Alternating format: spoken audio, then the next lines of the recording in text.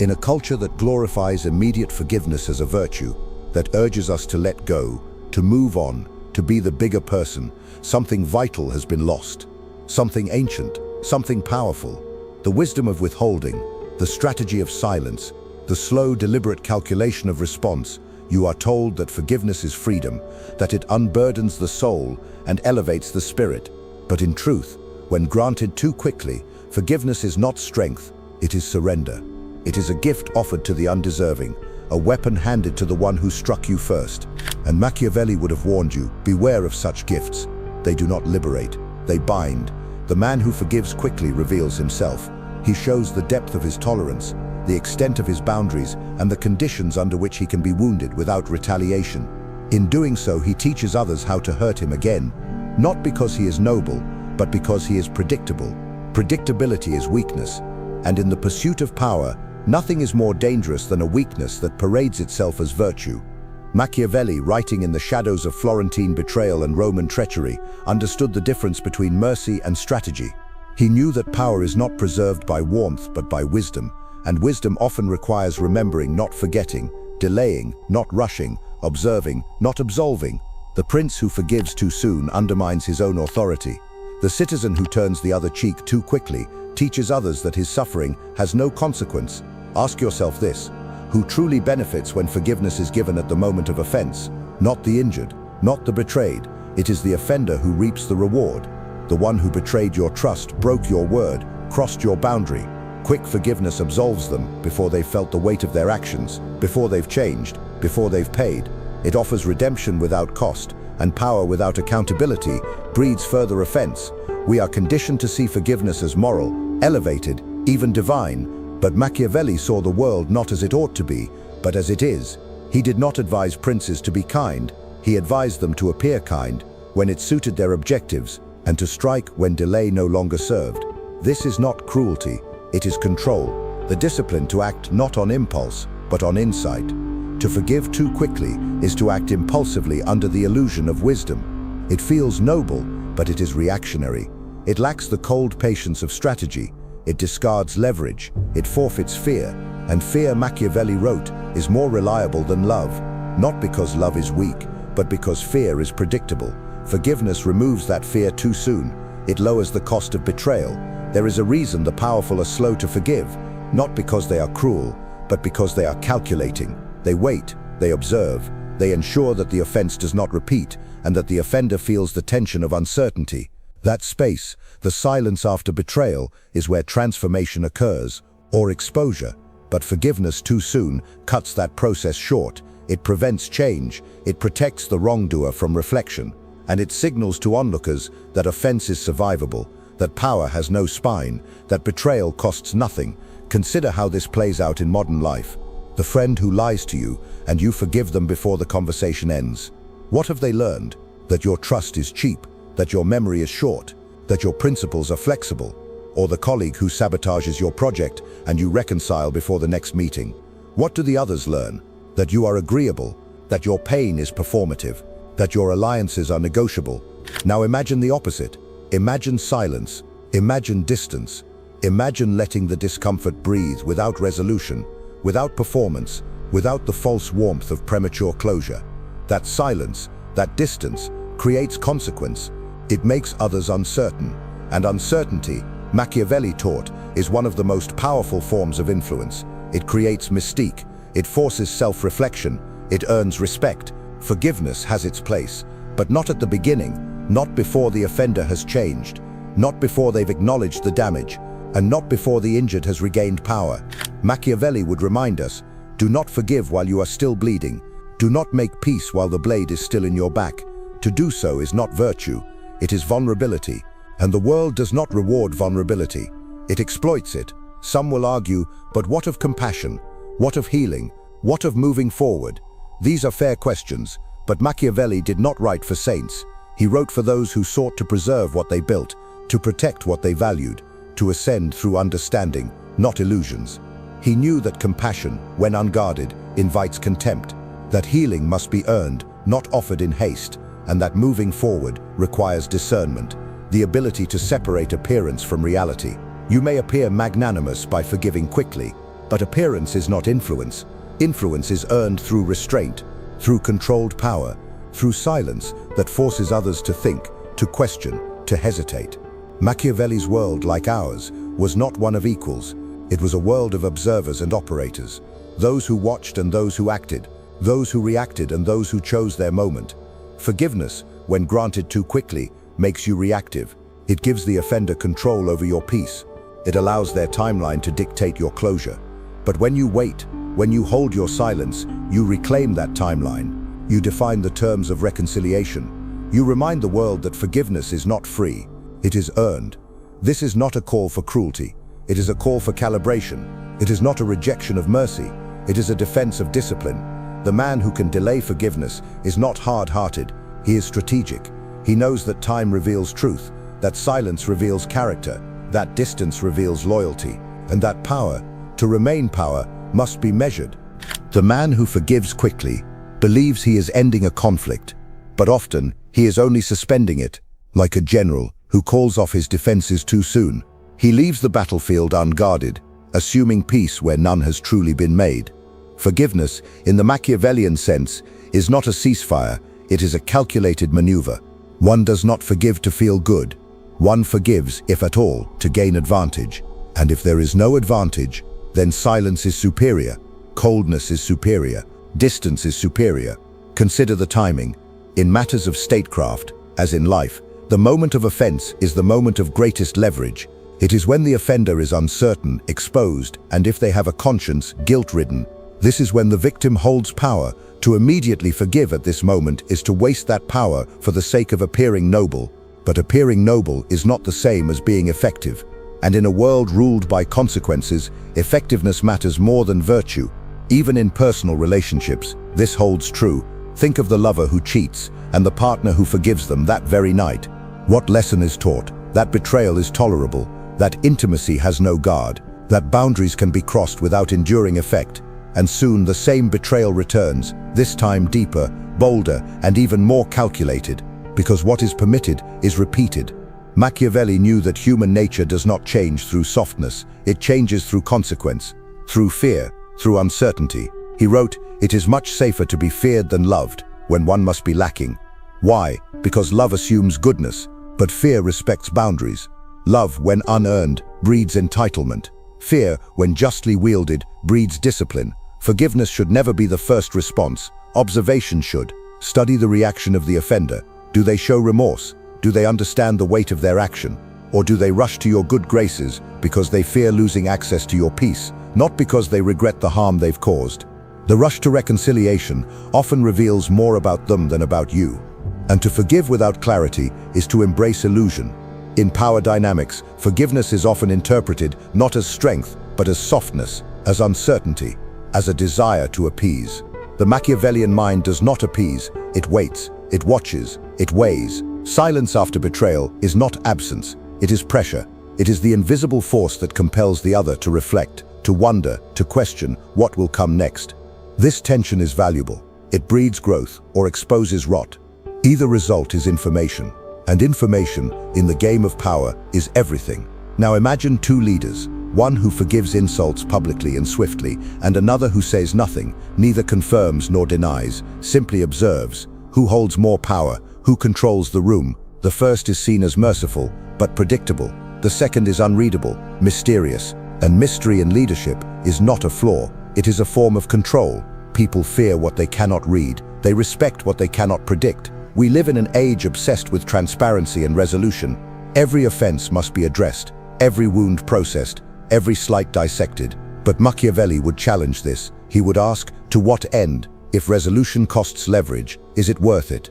If transparency invites attack, is it wise? And if forgiveness removes consequence, what incentive remains for others to treat you carefully? Forgiveness too quickly given makes you accessible, familiar, ordinary. And Machiavelli warned that the ordinary cannot rule. It is not enough to be kind. You must be perceived as dangerous if crossed. You must let others believe that forgiveness is not guaranteed, that your peace is not a public resource, that your boundaries are not open borders.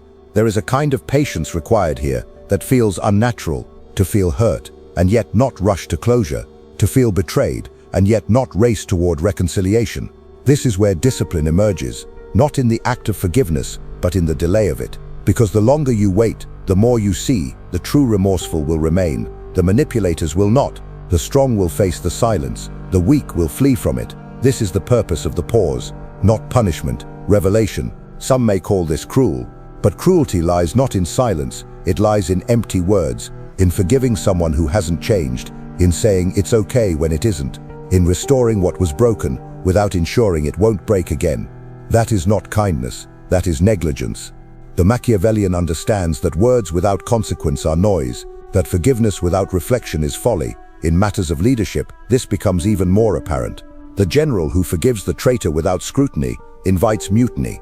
The king who pardons too freely invites rebellion. Even in modern organizations, the manager who tolerates repeated disrespect loses the room. Authority is not maintained by being liked, it is maintained by being respected, and respect is built not through open arms, but through calibrated decisions. Machiavelli did not celebrate ruthlessness for its own sake, he celebrated clarity. Clarity about the stakes, clarity about timing, clarity about when mercy serves a purpose and when it merely serves the offender. Let us also be clear, forgiveness when delayed does not mean it is denied, it means it is tested, it means the offender must earn the restoration, and in doing so they change, not because they were told to, but because they understood they had something to lose. That understanding, born not from comfort but from consequence, is what transforms behavior, and only then does forgiveness become a tool of power, not of passivity.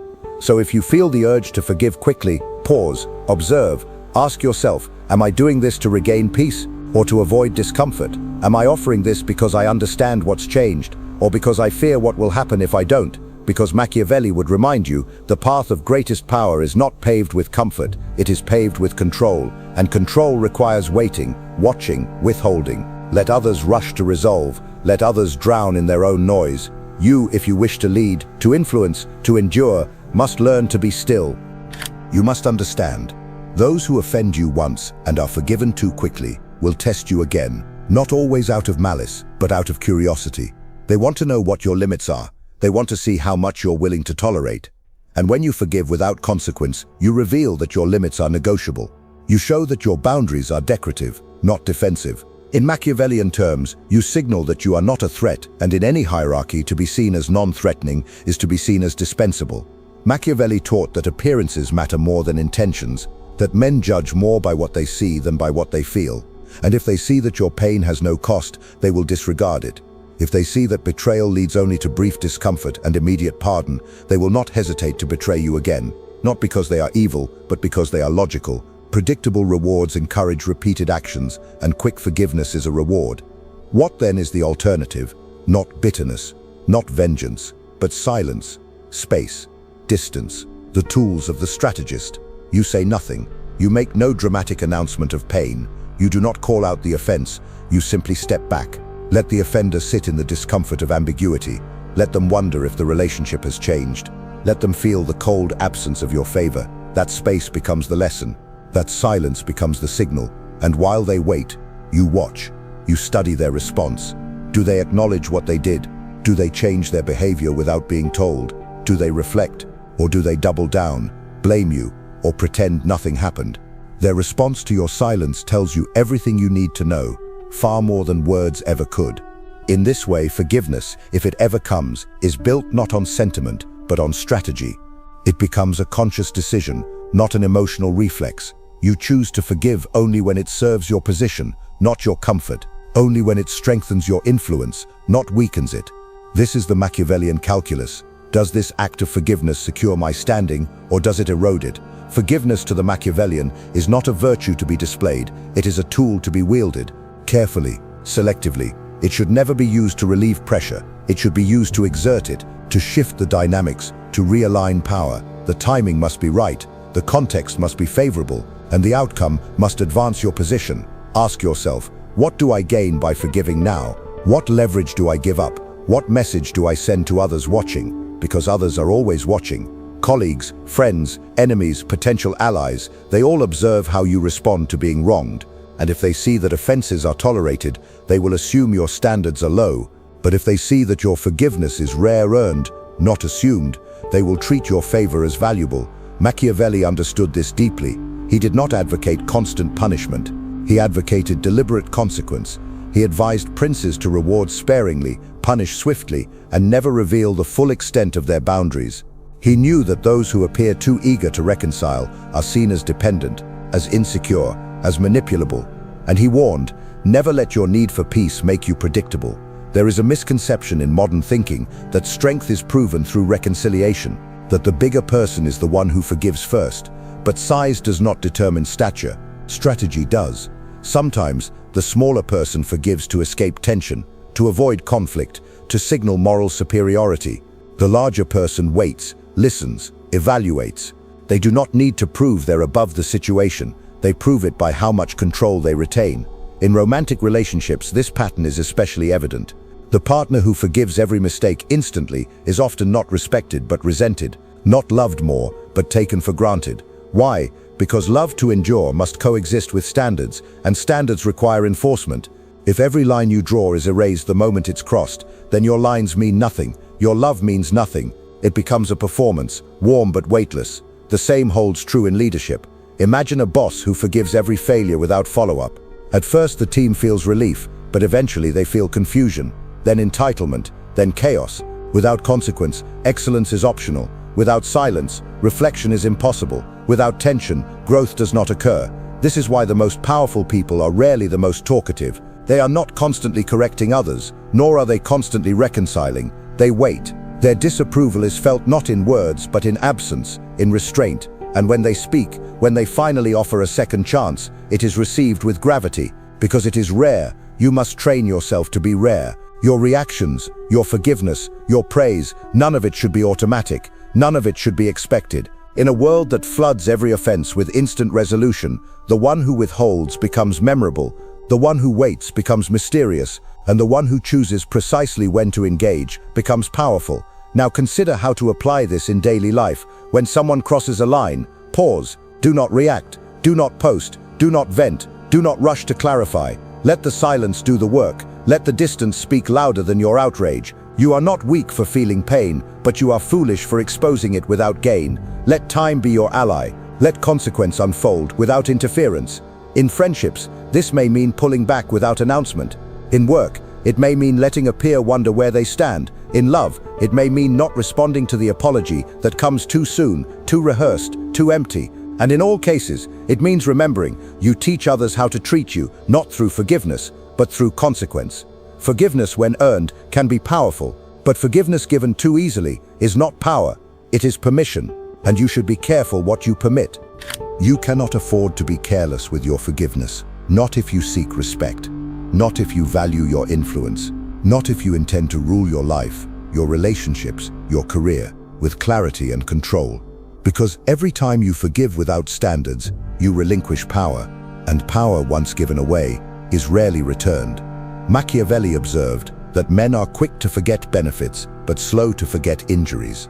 This means that your forgiveness, no matter how generous, will often be forgotten, but your tolerance will be remembered, your leniency will be noted, and those who benefited from your quick pardon will take it as precedent, not privilege. They will come to expect it, they will plan for it, and in time they will abuse it. This is the trap. When you forgive too quickly, you do not signal strength, you set policy. You teach others that there is no cost for crossing you, that your values are negotiable, that your boundaries are flexible, and worst of all, that you can be guilted, pressured, or emotionally maneuvered into surrendering your standards. Consider how many times you've seen this happen. A team member who consistently misses deadlines yet receives no consequence. A partner who lies and is immediately embraced again. A friend who disappears in your lowest moment only to return when it's convenient, welcomed without question. In each case, the one wronged believes they are showing maturity, but in truth, they are showing inconsistency, and inconsistency is the enemy of respect. Machiavelli taught that leadership requires perception, that what matters is not just what you do, but how what you do is seen. A leader who forgives indiscriminately appears weak, not wise. An individual who overlooks betrayal appears insecure, not noble. The one who rushes to restore peace is often seen not as the better person, but as the more desperate one. Desperation, in any form, repels power. It signals that you would rather have resolution than respect, that you are uncomfortable with distance, silence, and tension. But Machiavelli would ask you, why should your comfort be prioritized over your position? Why should emotional relief matter more than strategic control? Those who hold power understand this. They do not fear discomfort. They do not rush to speak. They do not scramble to repair. They let silence hang. They let consequence settle. They know that time, uncertainty, and distance are often more instructive than words. Think of how powerful people act in moments of betrayal. Do they forgive immediately? Do they offer warm words and soft smiles before the wound has closed? No, they wait. They make the other side wonder. They create space for doubt. They let the discomfort do its work. Because discomfort teaches, it creates internal friction. It forces reflection. And only those willing to sit in it to feel it fully are capable of real change. Forgiveness offered before that discomfort has run its course is not generosity, it's interruption. It's a denial of growth. This is why your silence matters. It creates the necessary space for transformation, if it is possible, and if transformation does not occur, that silence serves as your shield. It preserves your distance, it protects your dignity, it keeps you from reinforcing destructive patterns. Now let's speak plainly. Many people don't want to change. They want access, they want reassurance. They want to be forgiven not because they've grown, but because they feel entitled to your acceptance. And when you give it freely, they see no need to grow. Why should they? You've removed the incentive. This is not cruelty, this is clarity. You are not punishing them by withholding forgiveness. You are forcing them to decide, do they value you enough to change, to reflect, to earn their way back? Or do they retreat the moment your approval is not easily obtained? Machiavelli would remind you, never waste loyalty on those who will not fight for your respect. Never waste mercy on those who exploit your grace. And never allow forgiveness to become a reflex instead of a reward. In modern life, this often requires restraint in the face of pressure. People will expect quick closure. They will say, let it go, don't hold grudges, just move on. These phrases sound virtuous, but they are often lazy. They are designed to end discomfort, not to ensure justice. And when you give in to them, you trade resolution for revelation. You miss the truth of what lies beneath, because not everyone who apologizes is sincere. Not everyone who seeks forgiveness intends to change. And not every offense deserves repair. Some reveal truths, permanent truths, and it is not your job to bury those truths in the name of peace. Peace is not the absence of conflict, it is the presence of alignment. Forgiveness, when timed poorly, creates false peace, a brittle calm, a shallow harmony that cracks the moment pressure returns. But forgiveness, when timed correctly, creates strength. It reinforces standards. It becomes a bridge, built only after both sides have earned the crossing. So when is the right time? After observation, after the offender has demonstrated change, not promised it, after you've confirmed that your standard is understood, not bypassed, after you've re-established your value, not diminished it. Then, and only then, does forgiveness hold power. Then it becomes a mark of your authority, not your anxiety, a conscious act of control, not a reflex of fear.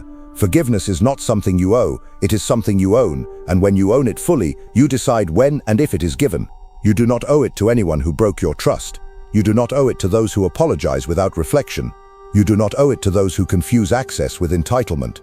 You owe it only to yourself, to use it with precision, not emotion, to use it when it elevates your position, not when it cushions your pain, to use it when it is deserved, not when it is demanded. Because in a world of constant noise, compulsive sharing, and reckless reconciliation, the one who can wait, the one who can hold the silence, is the one who holds the power. There is a reason Machiavelli's words still echo centuries later, because human nature has not changed. The need for power, the tendency to manipulate, the hunger for influence, these remain. And in this unchanging landscape, the person who forgives too easily becomes an open gate, not a fortress, not a stronghold, an invitation to disrespect, to test limits, to exploit leniency under the disguise of virtue. To forgive without timing, without standards, without proof of transformation, is not merciful, it is naive. It is giving armor to the enemy and calling it peace. Machiavelli would never have advised this. He knew better than to hand weapons to those who once aimed at you. He would have told you, control access, control response, control consequence.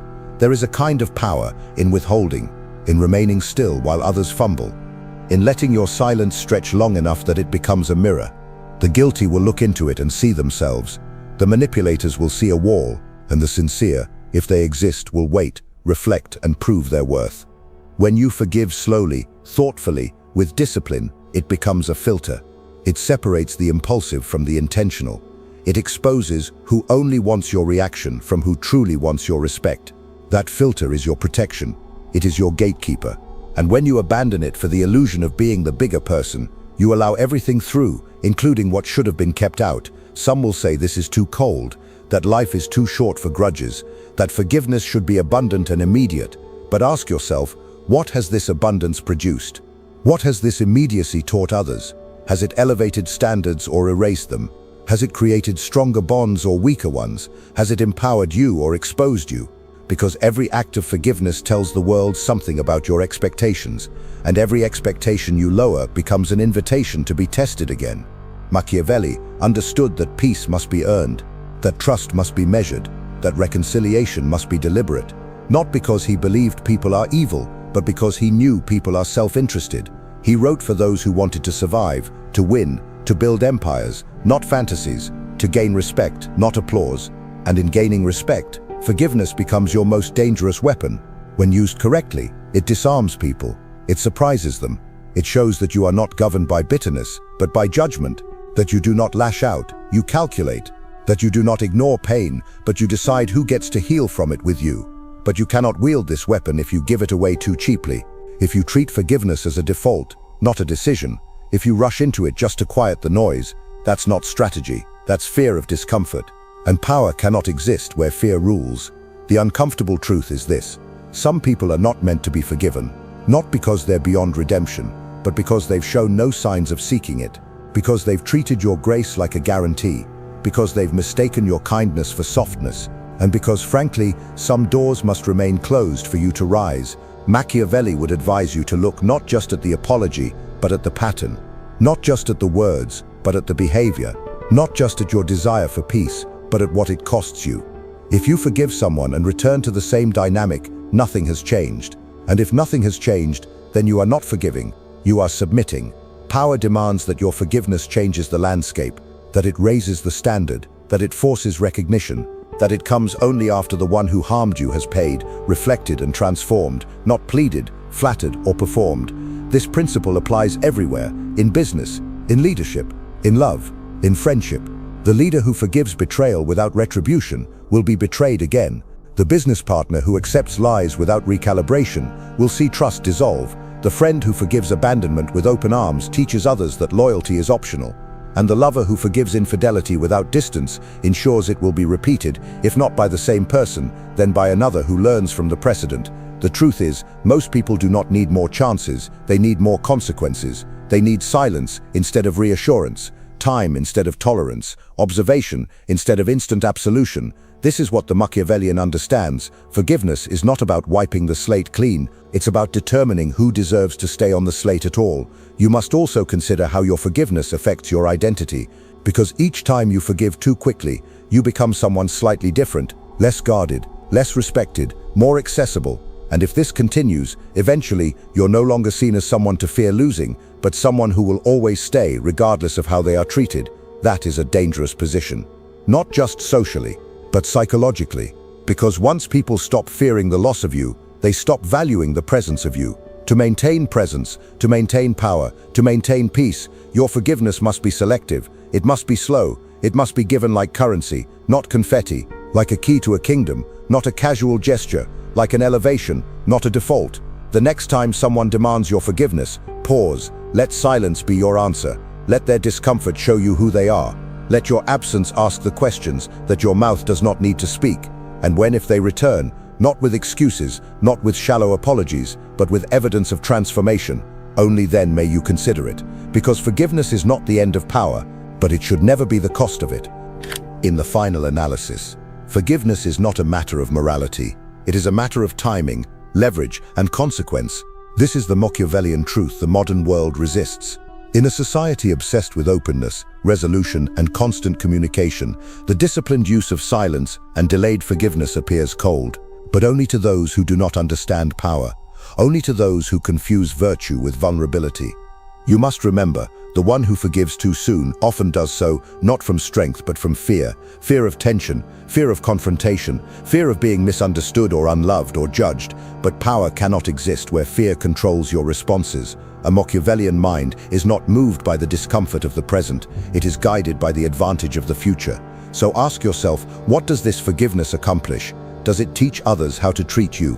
Does it elevate your standard? Does it make your silence meaningful? Or does it merely restore comfort while leaving every dynamic unchanged? Forgiveness, when timed poorly, makes you forgettable. But when timed precisely, when earned, when delayed until it carries weight, it makes you unforgettable. Because it teaches people that your peace must be protected, that your approval must be earned, that your boundaries are not just performances, they are positions, and position is everything. You must not just move through life, you must command it. You must be seen, not as someone who responds to every wound with a smile, but as someone whose silence carries weight, as someone whose standards are not shaken by emotion, as someone who cannot be guilted into compliance. Machiavelli warned that those who appear too forgiving invite contempt, because people do not respect what they can easily reach, they respect what they must rise to meet. And when your forgiveness is rare, when it is earned, not given, you become someone to rise toward, you become a standard. Let others flood the world with apology and absolution. Let them declare every offense forgiven before the ink has dried. Let them rush to resolve what has not even been reflected upon. But you, if you wish to command attention, respect, influence, you must operate differently. You must understand the power of the pause. You must learn the value of waiting. You must know when to say nothing, not because you have nothing to say, but because silence does more. Because silence makes people think, and people fear what they must think about. In this silence, the offender is confronted not by your words, but by their own, not by your reaction, but by their reflection.